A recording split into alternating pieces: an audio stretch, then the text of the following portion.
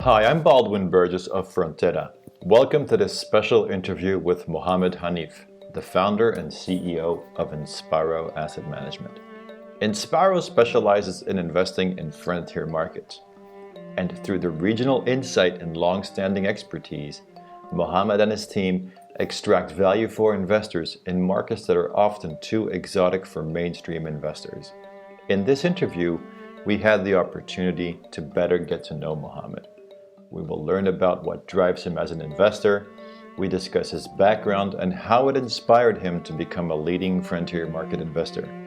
Mohammed also shares his outlook on the future of the frontier markets and their role in global finance. But to begin with, let's get to know a bit more about Mohammed's early years as a youth in Pakistan.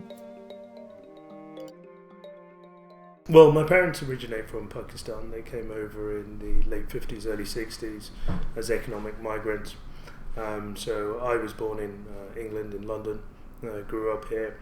I had the fortune of spending 2 years of my childhood in Pakistan, which was a very interesting time and a very formative time for me personally. As a result of that, I guess, my curiosity for emerging markets and frontier markets was sparked. I completed my education here in London at Latimer Upper School. Went to City University Business School, and then ended up doing articles at Pricewaterhouse here in London as well, before starting my career in the capital markets. I was there from the ages of 8 to 10. Okay. And I think your acute sensory perception is a lot more. One becomes a lot more aware of it in a market as chaotic, in a place as colourful and as chaotic as Pakistan. It's one big hustle, and it's one sort of. You look at it and you realise that it's a market that's continuously alive. Everyone's bartering. There's no real system, fixed pricing. There's no delivery mechanism in terms of supply chains. Everything is chaotic. It happens. Somebody demands a service. Someone's prepared to provide a service for a price. Simply may well be a bag of flour. There were depots and rationing in places that I lived in and experienced.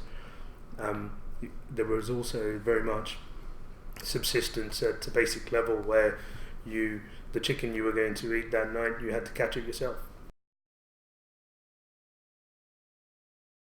We returned for a second time, this time as a family, as economic migrants. It was my mother who made the decision to leave Pakistan and the chaotic lifestyle that was becoming the norm for the family, to ensure that her children got a good education. So education was very central to my parents, and especially my mother. And that was a sole purpose for returning, to ensure that was fulfilled.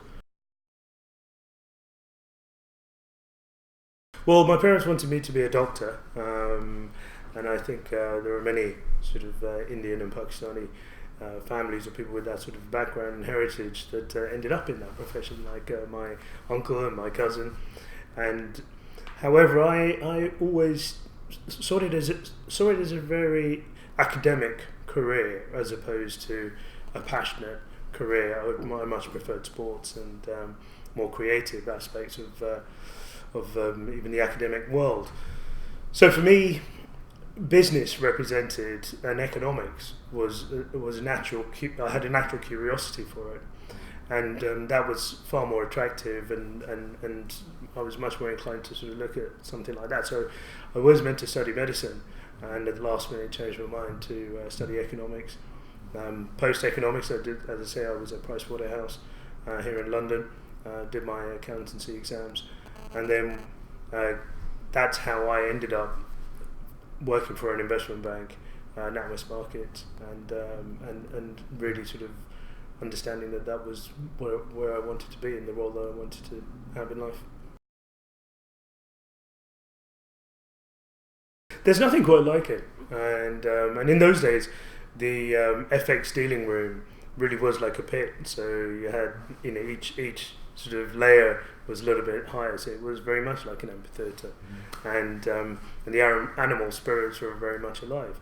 So for a young budding entrepreneur or businessman, that was just a very energetic and vibrant environment to be in.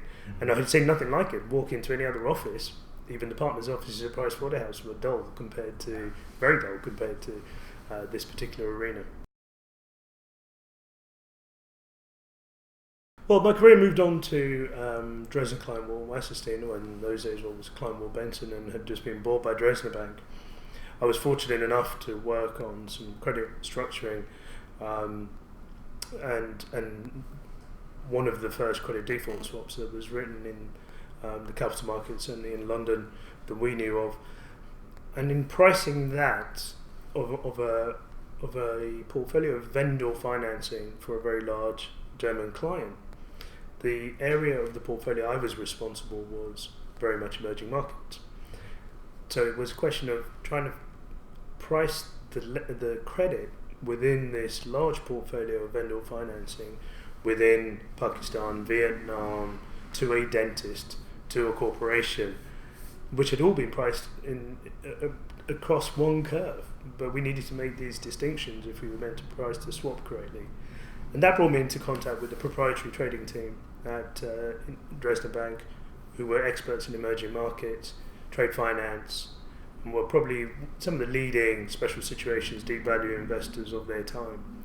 And as a result of successfully pricing this swap, I was snapped up by that team and ended up working in that team, and that was my introduction into emerging markets and deep value investing, and also frontier markets. Well, essentially, being proprietary traders at Dresdner Bank effectively meant that we originated our own transactions. We priced our transactions, we did the research on them, and then we also needed to find an exit from our transactions. And many of these were very liquid, esoteric, risk assets. This is a period during which we had the Asia debt crisis and the contagion across into Russia as well, and the default on the local debt in Russia.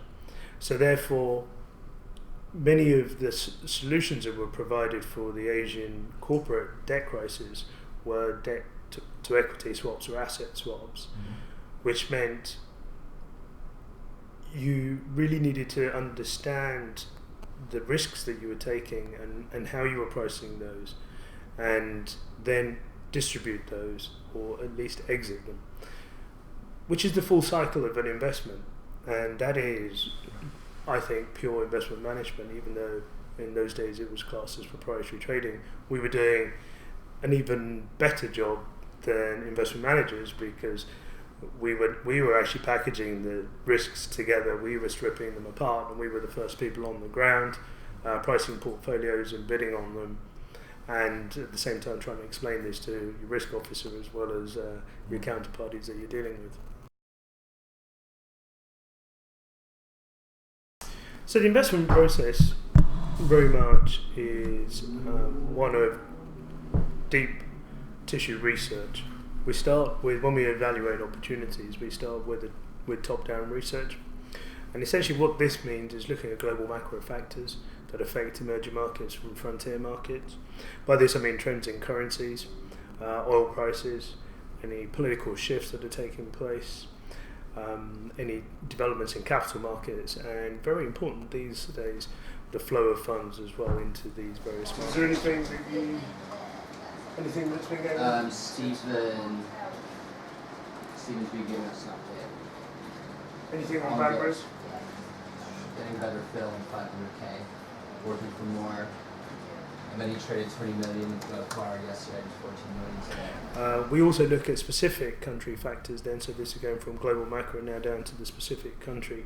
And this would mean looking at the fiscal monetary policy, trade balance, current account, GDP growth rates, and any other esoteric factor that may well relate to that particular country.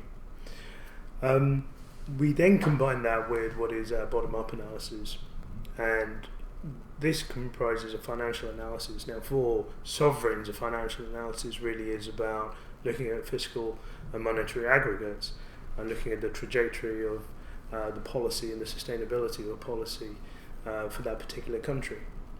With respect to corporates, it will be, and quasi-sovereigns, it will be a full-blown financial analysis. This will be looking and including a sensitivity analysis with respect to interest rates, FX rates, the inputs that the business may well be subjected to, whether that's commodities or other material inputs into the business model, and how that affects the EBITDA and the bottom line, debt sustainability and credit metrics.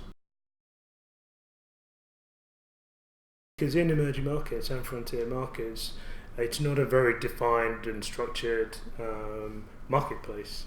So there is not necessarily a role for just an EM telcos analyst or tech analyst and a chemicals analyst either. So you do have to sort of have a number of skills.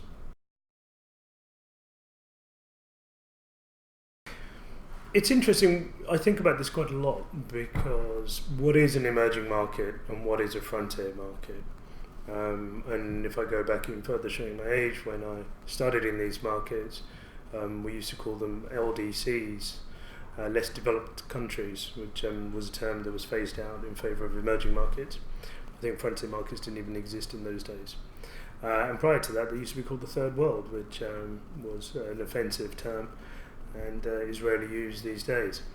So in the current sort of universe that we have of opportunity, what is an emerging market and how would you define it, and what is a frontier market?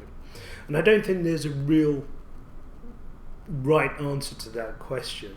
It's all about sort of shades of grey and the degrees at which degrees of the definition or whatever metric it is that you're using that to define. But broadly, for me, what is clear, emerging markets these days by the mainstream financial community is very much a market that's in any one of the indices, whether that's JP Morgan's MB, which is Emerging Market Bond Index, and anything that's outside of that but is a less developed country or a developing country is then considered a frontier market. So, for example, Mongolia may well has external debt issuance, has 2 bonds outstanding, but is not in the index, so that would probably be classified as a frontier market. They tend to be a little bit smaller and an earlier stage of development in the capital market, certainly. But then, perversely, if we look at Argentina, which was one of the largest debt issuers, probably second largest right now, depending upon what's outstanding and the state of play, given the various legal issues with respect to the untendered debt. But taking that as an example, pre its default in 2001, it was the largest stock of external debt outstanding. And Argentina was considered a sort of mainstream emerging market, and not so long ago was one of the wealthiest countries in the world. So right now, it's actually fallen out of the index and is considered a frontier market. Now, I say frontier market, certainly not an emerging market with respect to being in that index. And if we look at JP Morgan's Next Generation Markets Index, it actually has performance with Argentina included, and then it has performance without Argentina included. So even they cannot decide whether it should be in there or not. And I think that's right. That is a debate.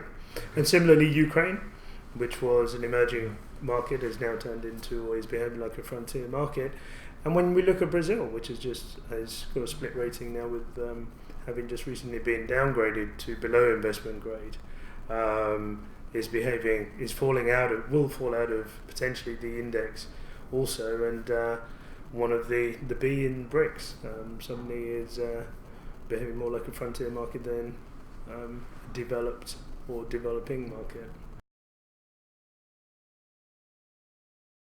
But if we think about the contribution to GDP, world GDP, by what are the emerging markets, it's over 50%. So that's not going to go away, and that is only going to increase if it's already such a large proportion.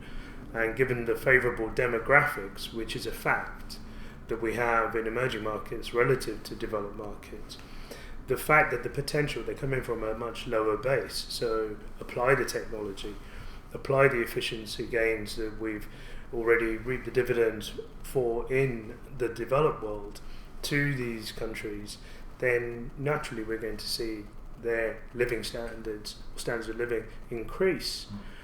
Question is, do we see the West decrease and do we see the rebalancing occurring this way, or do we see us holding a current position with respect to whatever metrics, standards of living, position in the world, contribution to global GDP, and then slowly seeing the emerging markets actually come up to a level where there's some sort of equalisation, which inevitably should occur if we have the efficient allocation of resources with respect to capital as well as human resources. There isn't really anything observable there that I would say that maps out a clear trend as such. The one thing I would say is that it's easier for developing countries to invest in their own markets or markets that are local to them, that they can understand.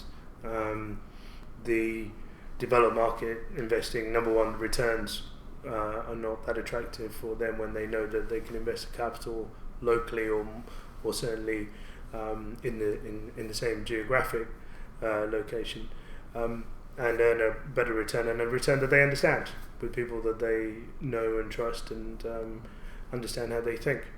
That's the only thing I can say. Other than that, I don't see any other sort of trend emerging with respect to flows and who's investing where. Well, it's a very difficult time for emerging markets and both frontier markets, and I think this can continue yet.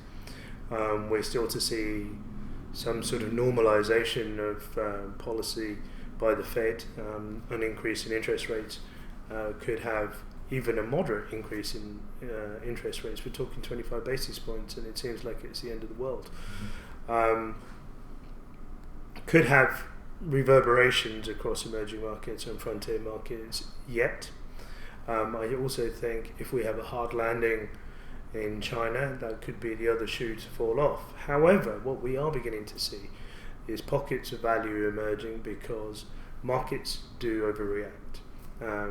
We've seen this movie before and beginning to see it now. And a great example is when Brazil was downgraded, and subsequently we start to see selling due to technical reasons. There are forced sellers due to mandates. There are people that just need to reduce Brazilian exposure for a number of reasons which are technical, or they just are beginning to lose confidence. But companies like a particular company that I like very much called Globopar, which is a leading satellite pay TV broadcasting company in Brazil. They also have a number of joint ventures with Condé Nast, they own publishing rights to many magazines. And they have a net negative leverage position. What that means is they have more cash on their balance sheet than the debt outstanding. And this debt is traded down 12 points on the back of Brazil being downgraded. This is a company which is money good. As a matter of fact, speaking to management, they do not have better uses for their money other than perhaps buying their debt back. And this particular fixed income asset has traded down 12 points in the last 2 weeks. So that to me is the emergence of value and deep value investing. I'm not saying it's necessarily worth buying Brazil right now, but certainly this particular corporate, which is a Brazilian corporate, and is the baby that's being thrown out with the bathwater. Well, I think a dovish hike would have been ideal for emerging markets, because what we've seen is they didn't cut rates, and whatever breathing space we thought was given to emerging markets, that just hasn't happened. That opportunity's gone. Whatever that was meant to do for emerging markets, or we thought would do for emerging markets, it's certainly not happened. Emerging markets are reacting as if there was a very hawkish 50 basis point rise. So I think right now we need this uncertainty to disappear. I mean, it's difficult, I understand, but here we are fretting about a 25 basis point rise, and it's creating all this noise and doesn't allow the market to find any direction. I mean, what we do not have is any leadership and direction in global markets, and that is not good, and that's why we see the increased volatility. And my personal view is a sort of quarter point rise, a dovish statement with it, would probably be the right thing for emerging markets, and we would probably see a rally off the back of that, assuming all things equal. I think it definitely does. There is no doubt, living in an emerging or a frontier market, especially a country like Pakistan at the time that I did, waking up, they're going to school, they're having to do simple things like buy a postage stamp, certainly bring home the challenges and the reality of what is a frontier market. And that never leaves you, and if anything should spike your intellectual curiosity, which is exactly what it did with me.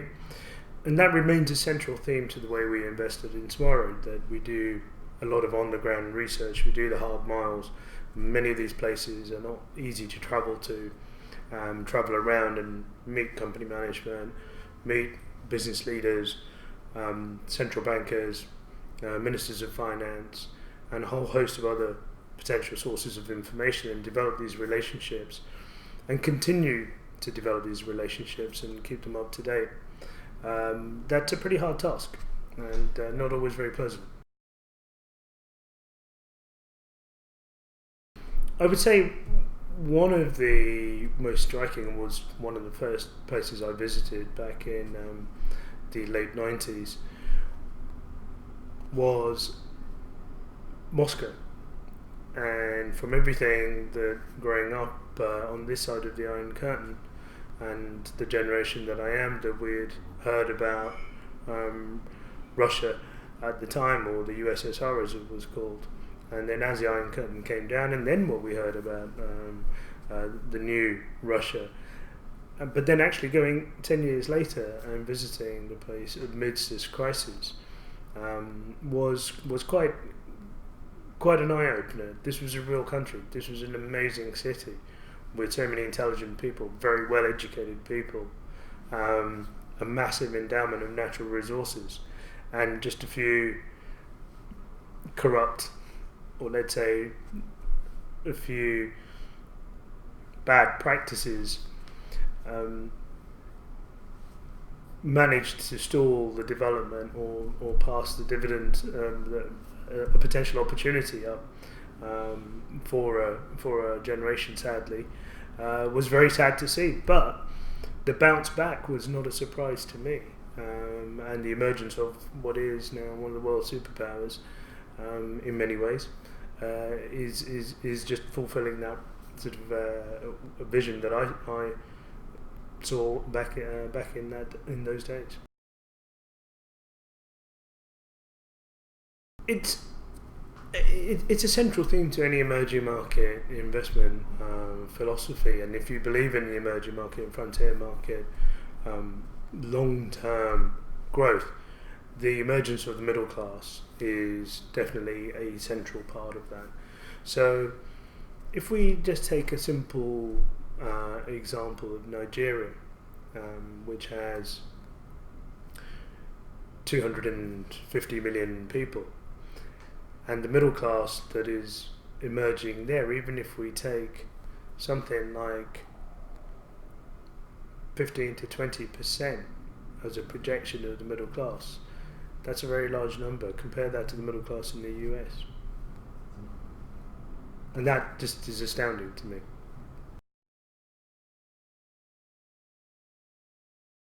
This year, I would say, we invested in Ukraine and Russia.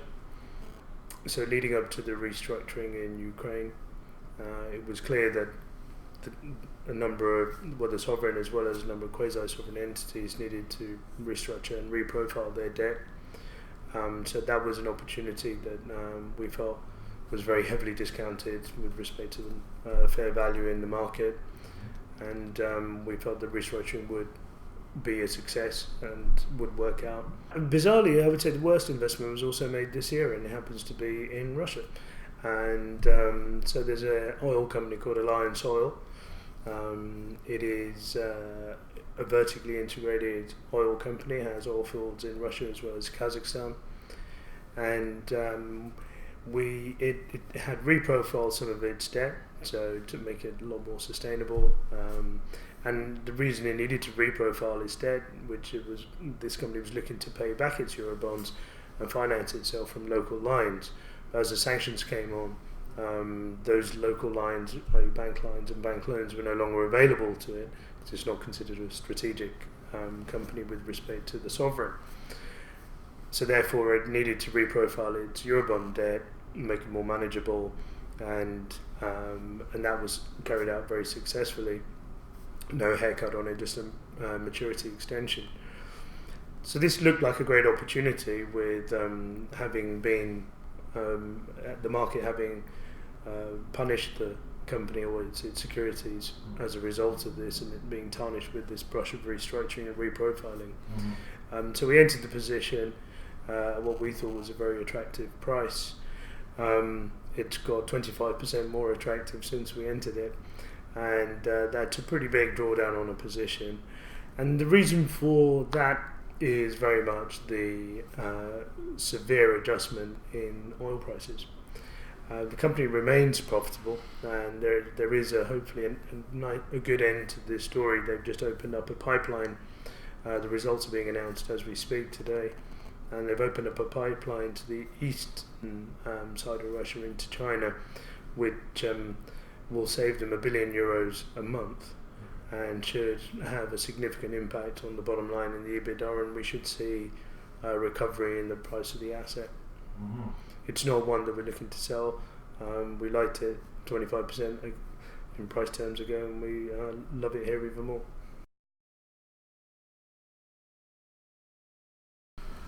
I think we have a responsibility as managers in frontier markets and emerging markets, and especially if we're going to talk about places like Africa, to really be very transparent, and it is a process of education, and explain what it is that we do. And I think we also need to be very transparent with our communications with respect to what's in the portfolio, why we like it, and the process with which we have managed to get to the point where we want to make the decision to invest. I think the barriers to entry in these markets are very high, notably knowledge and experience, and that's enough of a barrier, I think, rather than previously the approach that many asset managers or the industry has had, to be very silent and protective about what it is that creates alpha and return.